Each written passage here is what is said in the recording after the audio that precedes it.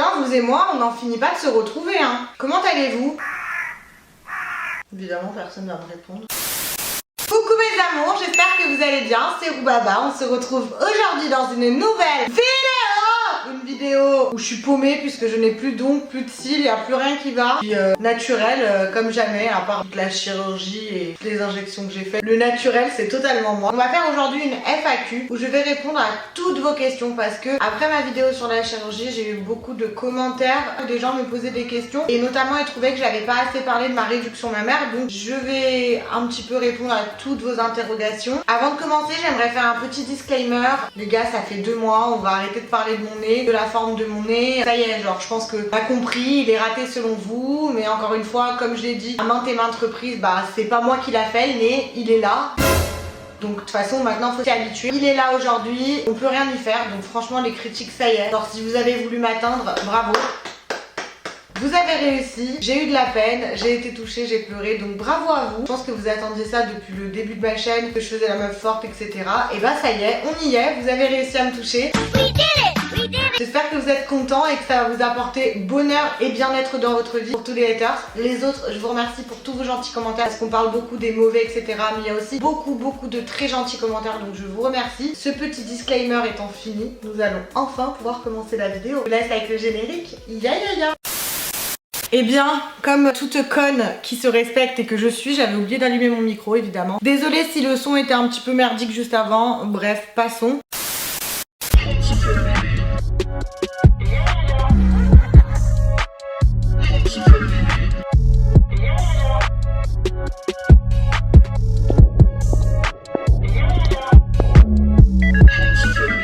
J'ai commencé par, avant de répondre aux questions, par refixer certaines choses. Donc je me suis fait opérer fin février. J'ai fait une réduction mammaire, comme je l'avais dit dans ma précédente vidéo, et j'ai refait mon nez. J'ai refait ça parce que j'étais complexée. Je ne force personne à faire de la chirurgie, chacun fait comme il veut. On est libre de penser et d'aimer ce que l'on veut. Moi c'est un truc qui me plaît et j'avais besoin de le refaire pour me sentir mieux. Aujourd'hui je me sens mieux, j'en suis très ravie. On va passer directement aux questions à présent. Au bout de combien de temps tu peux enlever les bandages et vivre ta vie pour les seins? Alors aujourd'hui j'ai plus de bandage, je suis encore obligée de porter la brassière de maintien parce que plus je la porte longtemps mieux c'est. Encore une fois j'ai pas mis de silicone, du coup bah ils tiennent pas comme des faux seins, c'est des seins naturels. Du coup bah je suis obligée de porter la brassière pour qu'il y ait un certain tien, mais en tout cas aujourd'hui je peux tout à fait vivre ma vie, c'est à dire que je peux porter des hauts sans la brassière, j'ai plus de pansements et encore je les ai gardés plus longtemps que prévu les compresses parce que je suis une personne très stressée et que je me disais plus je les garde mieux c'est, ça risquera moins de s'infecter. Donc voilà, aujourd'hui je n'ai plus aucun pansement, j'ai même pas ma brassière là actuellement, donc tout va pour le mieux, ça y est je suis passée à autre chose. Mais grosso modo les pansements faut les faire bien 1 mois et demi après l'intervention et la brassière bien 2 à 3 mois. Après je pense que quand tu te fais opérer, le chirurgien il te donne les indications nécessaires, chacun voit comme il l'entend. Moi mon chirurgien au bout de 1 mois à peu près il m'a dit que je pouvais arrêter de faire les pansements, mais perso moi j'ai préféré à continuer à mettre des compresses pour ne pas que les plaies s'infectent et voilà. Après vous m'avez demandé, ça t'a permis de trouver un maintien supplémentaire au niveau de la poitrine. Alors on sait que les fortes poitrines généralement elles ont tendance à pas tenir comme des petits seins, pas un tabou, voilà, c'est comme le corps humain est fait comme ça. Quand la poitrine est grosse et lourde, bah forcément elle a tendance à retomber. Maintenant aujourd'hui quand je suis sortie de l'opération, mes seins ils étaient genre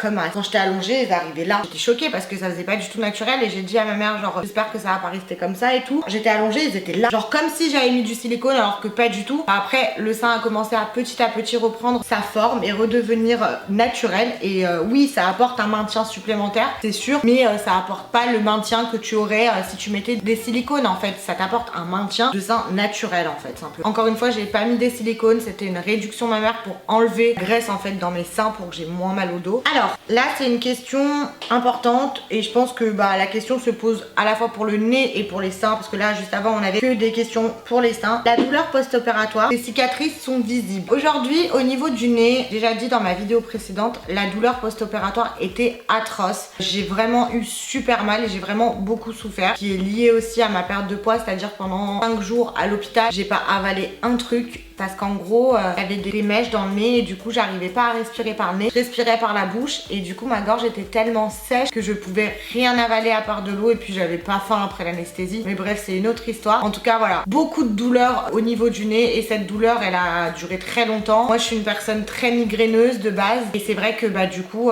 beaucoup de migraines, genre je devais passer mes journées à avoir quelque chose sur les yeux pour pas voir la lumière. J'ai pas touché mon tel pendant 6 jours. Pour que moi je touche pas à mon téléphone, c'est que c'est beaucoup quand même. En gros voilà, j'étais allongée, la douleur du nez prenait tout et c'est vrai que c'est bizarre parce que j'ai pas du tout eu mal du coup aussi. Il y a beaucoup de gens qui m'ont dit tu vas avoir une réduction mammaire, ça fait super mal, c'est atroce, dans le sens où en fait on se rend pas compte mais tout est lié aux muscles qui sont dans la poitrine. Chaque mouvement que tu fais est lié à cette partie de ton corps et c'est vrai que tout le monde m'avait dit c'est immonde, tu vas avoir super mal, etc.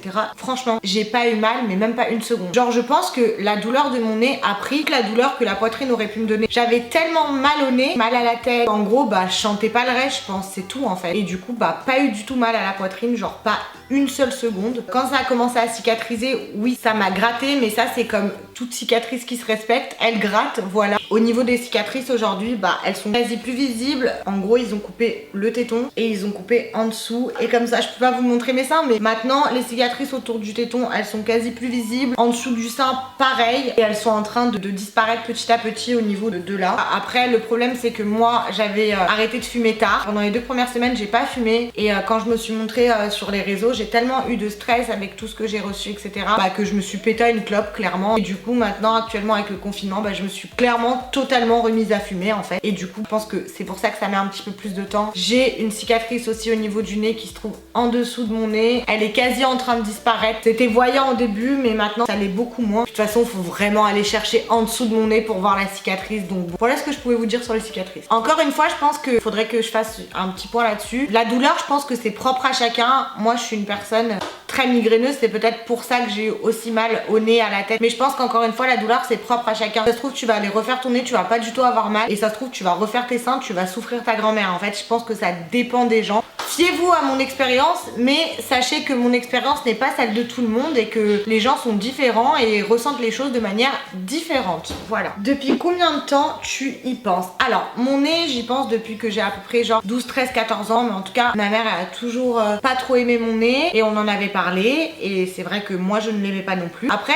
je pense que la chirurgie c'est quand même un cap à passer. Faut pas te dire genre j'ai envie de refaire ça et genre dans une semaine tu te fais refaire. Faut y penser. Moi j'ai mis 13 ans à passer le cap parce qu'encore une fois je suis une personne qui a très peur des anesthésies générales et de tout ce qui est opération, bloc opératoire, médecin, etc.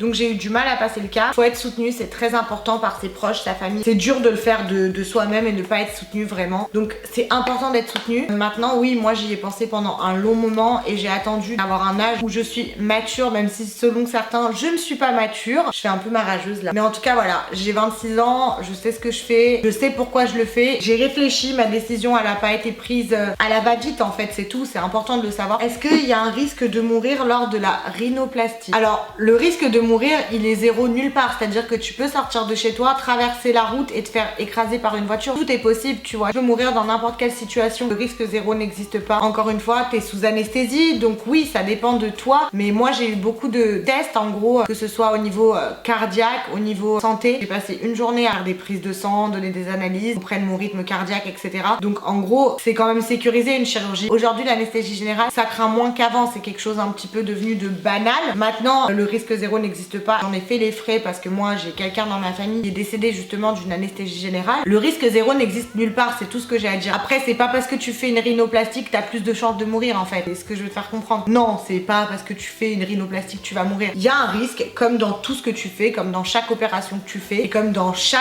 acte de ta vie que tu fais en fait, tout simplement. Est-ce que la réduction mammaire t'a affiné le ventre? Non, la réduction mammaire ça m'a pas affiné le ventre, mais je pense que ça m'a affiné en général. Parce qu'avoir une grosse poitrine imposante, forcément ça te fait plus costaud entre guillemets. Après moi, oui j'ai perdu du poids, donc oui j'ai perdu du ventre, perdu 6 kilos clairement. Beaucoup de stress lié à l'opération comme je l'avais dit. Après l'opération j'ai pas mangé. Aujourd'hui l'appétit est là, c'est très important, mais j'essaye quand même de faire un petit peu attention parce que j'ai perdu ce poids, j'ai eu cette chance de perdre ce poids et si je peux ne pas le reprendre tant mieux, ça m'arrangerait. Je pense que de faire une réduction mammaire, oui, ça affine en général, mais je pense que c'est un tout parce que j'ai maigri là, du coup voilà, ça fait un visuel, ça fait un tout, j'ai des plus petits seins, ça fait un tout, mais non, ça m'a pas affiné le ventre de me faire une réduction mammaire. Combien de temps de repos après la chirurgie? Alors, moi, comme j'ai dit, j'ai passé 4 nuits et 5 jours à l'hôpital. La première nuit, je l'ai passée en réanimation, c'est-à-dire que j'étais sans ma mère, toute seule, dans une chambre archi froide. Il y avait genre 2 infirmières avec moi. C'était horrible, j'ai paniqué quand je me suis réveillée. Donc ça, c'était la première nuit. Et les 3 autres nuits, bah, j'avais ma chambre. Ma mère pouvait dormir avec moi. Donc je suis restée en tout 4 nuits à l'hôpital et 5 jours. Au bout du 5e jour, c'est moi qui ai demandé à partir parce que moi, j'aime pas trop les ambiances hôpital. J'aime pas du tout, c'est pas mon délire. Genre, j'ai l'impression que quand t'es dans un hôpital, encore plus mal. Dès que je suis rentrée chez ma famille, d'un coup, je me sentais mieux parce qu'il y avait du monde. C'était plus chaleureux, c'était pas une pièce froide et tout. Enfin, je sais pas comment vous dire. Après, je restais au lit bien une semaine sans bouger. Au bout d'une semaine, bah moi j'ai demandé à ma mère de sortir. Alors après, c'est pas des grosses sorties que je faisais quoi. Je suis allée au Starbucks je crois une fois. J'étais très épuisée en fait, très fatiguée parce que c'est beaucoup de chirurgie d'un coup et il y a certains médecins qui ne le font pas. Par exemple en France, ils font pas de chirurgie d'un coup. C'est pour ça que je l'ai fait notamment à l'étranger. Très fatiguée pendant bien une semaine. Après, je commençais à sortir un petit peu. Au bout de 2 semaines, moi j'ai pris l'avion. Alors c'est sûr, j'étais épuisée. Je suis arrivée à Lyon. Mon père il est venu me chercher et j'ai dit non mais s'il te plaît, genre laisse-moi conduire. J'avais trop besoin de retrouver un rythme. Moi je suis une personne qui est hyper active. Du coup, d'être cloîtrée dans un lit, genre à regarder des séries, ça me foutait dans un bad mood en fait, clairement. Genre j'étais en mode pas bien et tout. Je pense encore que ça dépend des gens. Mais moi, pour aller mieux, j'ai pas besoin de repos. J'ai besoin de retrouver ma vie où je suis active, où je fais des choses, où je bouge, etc. Je pense qu'encore une fois, ça c'est propre aussi à chacun le repos, à savoir comment ton corps réagit après ça. Mais oui, je pense que après les 2 chirurgies que j'ai subies moi, c'est bien 2 semaines de repos cloué au lit. Clairement, ça a été ça. Est-ce que tu pourras allaiter si tu auras des enfants? Alors sachez que c'est la première question qu'on a posée avec ma mère. Après, bien évidemment que j'ai demandé au chirurgien si j'allais mourir de cette opération. Mais en tout cas, c'était la première question qu'on a posée parce que moi, j'ai envie d'avoir des enfants et j'ai envie de les allaiter. Donc oui, je pourrais allaiter mes enfants. Il a pas touché, en gros, je connais pas le mot en français. En tout cas, oui, je peux allaiter, il y a pas de souci. Il a pas touché à ce niveau-là. En fait, il a rien touché à l'intérieur du sein. Il a juste enlevé la graisse de trop et en gros, bah, recousu après mon téton à la forme de mon sein, tout simplement. Mais non, il a pas touché au truc qui sert à allaiter, je sais pas comment on dit, mais bref. J'ai peur de cette opération, mais je pense la faire un jour. Est-ce que tu la conseilles? Alors encore une fois, moi je conseille rien à personne. Si c'est quelque chose qui te fait peur, parle-en à tes proches, à ta famille, tu vois, essaie d'être rassuré. Rencontre peut-être un chirurgien pour en parler. Moi, cette opération, je l'ai fait parce que ma tante s'est fait opérer quelques temps avant moi. J'en ai beaucoup parlé avec elle, c'est-à-dire que pendant des semaines, je l'appelais, on en discutait. Donc je pense que si tu te sens mal dans ta peau et que t'as des problèmes et que t'as un complexe avec ta poitrine, oui, fais-toi opérer, je te la conseille. Mais si c'est pas un complexe, c'est juste une gêne, non, je conseille aucune opération à personne. J'ai envie de dire, je suis personne pour conseiller quoi que ce soit. Moi, je donne mon avis et je parle de ma propre expérience. Je pense que sois vraiment complexé avant de passer par la case chirurgie. Faut-il injecter tous les 6 mois dans les lèvres ou une fois suffit pour modifier la forme et repulper? L'acide hyaluronique, c'est un produit qu'on sécrète dans notre corps, mais c'est aussi un produit qui se résorbe. C'est-à-dire qu'une fois injecté, il ne reste pas. Il y a toujours un petit pourcentage qu'il reste, mais il te restera jamais 1 millilitre complet de seringue comme tu l'as injecté. Moi, je me suis fait injecter les lèvres en tout 9 fois. Et elles sont aujourd'hui un peu plus petites que ce que je n'avais avant. Tout ça pour dire que le produit se résorbe, oui. Donc si tu veux avoir des grosses lèvres tout le temps, oui, il faudra injecter tous les 6 mois. Maintenant, si tu veux juste remodeler la forme de ta lèvre, non, je pense qu'une injection suffira. Je pense que c'est encore une fois propre à chacun, ça dépend de ce que tu recherches et de ce que tu veux avoir comme résultat. Encore une fois, tu peux tout à fait aller voir un chirurgien pour en parler. Encore une fois, ça dépend des personnes. Il y a chez certaines personnes où l'acide hyaluronique se résorbe au bout de même 1 an. Par exemple, ma mère, elle le tient hyper bien son acide, c'est pas comme moi. Moi, il se résorbe plus facilement. Je pense que ça dépend de toi et de ta personne. Et pour cela, je pense qu'il faut essayer une fois, voir ce que ça donne et comment il évolue dans ton corps. On dirait que je suis chirurgienne. Est-ce que t'as été remboursée par la sécurité sociale? Non, parce que moi, j'avais pas une malformation de la poitrine. J'avais mal au dos, mais mon médecin, il a considéré que mes seins n'étaient pas assez gros et imposants qu'on puisse faire ça comme une opération de médecine. En plus, moi, je l'ai fait à l'étranger, donc rien à voir du tout. Je pense que tu peux être remboursé par la sécurité sociale, mais il faut vraiment que ta poitrine soit imposante et te dérange à un point où c'est compliqué de vivre avec, ou sinon, il faut que tu aies une malformation de la poitrine. Alors ça, c'est une question hyper intéressante. Qu'est-ce que ça te fait spirituellement de se transformer autant? Alors, je vais pas vous mentir, quand je me suis vue après l'opération, bah, je me suis pas reconnue au niveau du nez. Genre, j'étais j'étais un petit peu choquée. Même au niveau de la poitrine, quand j'ai enlevé ma brassière pour la première fois et mes bandages, j'avais des petits seins. C'était un réel bonheur au niveau de la poitrine, mais c'est vrai que quand on se regarde, et ben on se dit mais genre c'est complètement une autre personne. Je pense qu'il faut avoir quand même un mental pour faire une chirurgie. Ok, c'est facile, tu claques des doigts, tu vas te faire opérer, mais après faut supporter en fait de voir que son corps change, bah surtout avec les 2 opérations que j'ai fait, ton visage et ton corps changent au fur et à mesure. Donc en plus de ça, moi quand je me suis vue, c'était bizarre un peu, voilà. Ça me fait un bien-être parce que moi c'est des trucs que je voulais faire depuis un moment, donc je me sens mieux, mais ça fait quand même bizarre de se voir changer autant. Ça va être la dernière question et on va clôturer sur ça. Comptes-tu refaire une autre chirurgie plus tard? Si oui, quoi? Alors aujourd'hui, ça fait à peine 2 mois que je me suis fait opérer, donc si je devais parler à cœur ouvert maintenant aujourd'hui, non, je ne referai pas une autre chirurgie. Je continuerai bien évidemment tout ce qui est les injections parce que pour moi c'est pas de la chirurgie, c'est plutôt de la médecine esthétique, donc ça oui je le continuerai, mais au jour d'aujourd'hui non, je referai pas une nouvelle chirurgie. Maintenant je dis pas non aux autres chirurgies, on sait jamais ce qui peut se passer, ce qui peut se passer dans mon esprit, mais voilà, pour le moment rien d'autre. On va clôturer cette vidéo ainsi. Encore une fois, j'aimerais vous dire que la chirurgie, je pense que c'est propre à chacun. Chacun fait comme il l'entend. Je pense que c'est mauvais de juger une personne sur son physique, qu'elle soit refaite ou non. Il faut aller au plus profond de l'âme et de l'être de cette personne pour voir si cette personne qui s'est fait refaire quelque chose, elle cachait pas peut-être un mal-être. C'est difficile, vous savez, quand vous avez un complexe et que vous l'enlevez et que des gens viennent vous critiquer sur quelque chose que vous avez essayé d'arranger. Et encore une fois, si vous voulez passer par la case chirurgie, réfléchissez-y, ne faites pas les choses pour un effet de mode ou pour le faire. Soyez vraiment complexé par cette chose avant de vous lancer dans cette étape parce que c'est quand même quelque chose où il faut avoir déjà de 1 les épaules solides, être forte mentalement. Je suis en train de me lancer des fleurs là.